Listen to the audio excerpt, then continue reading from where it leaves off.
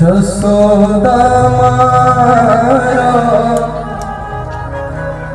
फूला झूला।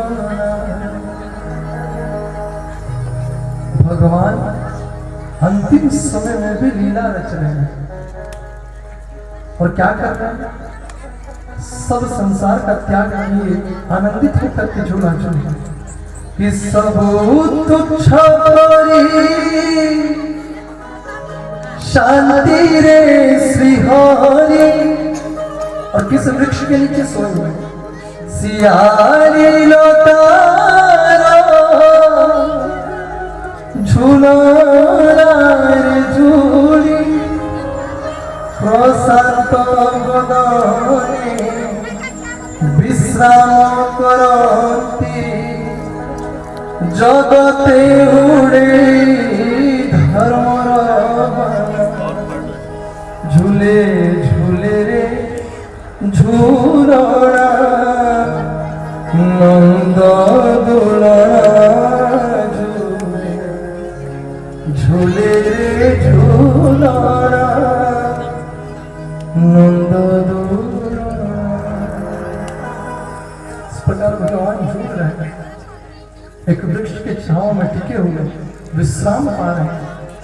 इतने में बहेलिया ने बाण भगवान के चरणों में मार दिया।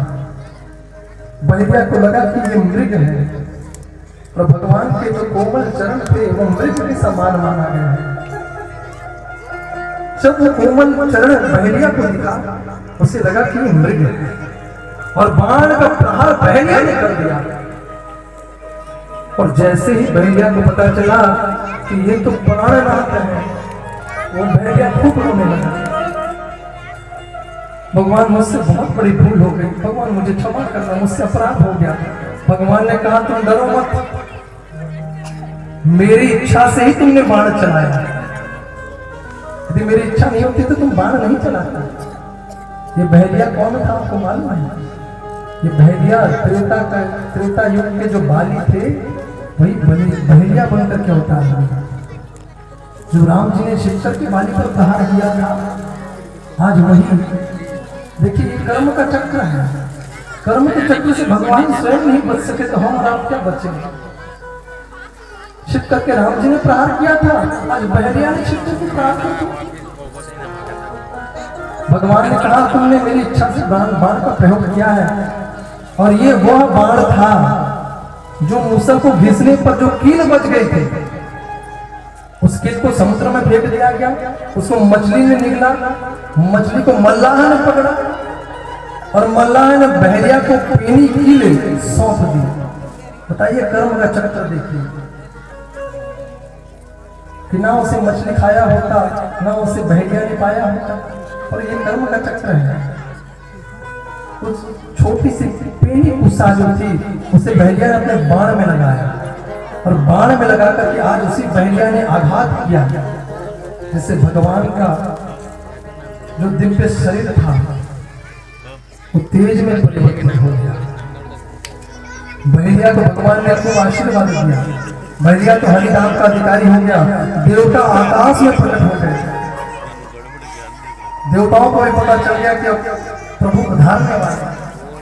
अब प्रभु ने अपने साथी दारूक को बुलाया और दारूक को बुला करके कहा कि जाओ द्वारिका में सबको कह दो कि आज से लेकर के 7 दिन बाद द्वारिका समुद्र में डूब जाएगा। इसलिए जितने भी भक्त हैं, जितने भी द्वारिका जन हैं, सब खाली कर दे द्वारिका। 7 दिन बाद द्वारिका समुद्र में समाहित हो गई। दारू को संदेश लेकर के गया, भगवान का श्री अंग सांवला सरोना अंग एक प्रकाश में परिणित हो गया। इतना तेज था कि उस तेज को कोई देख नहीं सका, इतना तेज, और वो प्रकाश कहाँ गायब हो गया किसी ने नहीं जाना। परंतु श्री सुखदेव जी कहते हैं भागवत कथा में कि भगवान का वही तेज पुंज आकाश में 7 बार परिभ्रमण करके कहीं गायब नहीं हुआ, कहीं अंतर्ध्यान नहीं हुआ, वो आकर के श्रीमद् भागवत पुराण में ही समाहित हो गया है। वो श्रीमद् भागवत महापुराण के अभी तो भाव है, तेनयम वाङ्मयी मूर्ति प्रत्यक्षता वर्तते हरि। साक्षात भगवान की वाङ्मयी मूर्ति श्रीमद् भागवत महापुराण है, जिसमें 18,000 श्लोक है, 335 अध्याय है, 12 स्कंद है, जो 7 दिनों में आप सबने श्रवण किया। श्री सुखदेव जी कहते हैं परीक्षित, गोविंद के परम नाम जाते ही घोर कलयुग का आगमन हो गया। कलयुग में बुराइयां तो बहुत हैं, पर असती एक महान गुण है, जिसे आप सबने श्रवण किया कि कलयुग को खूब विशेषता है, खूब आरक्षण मिला है।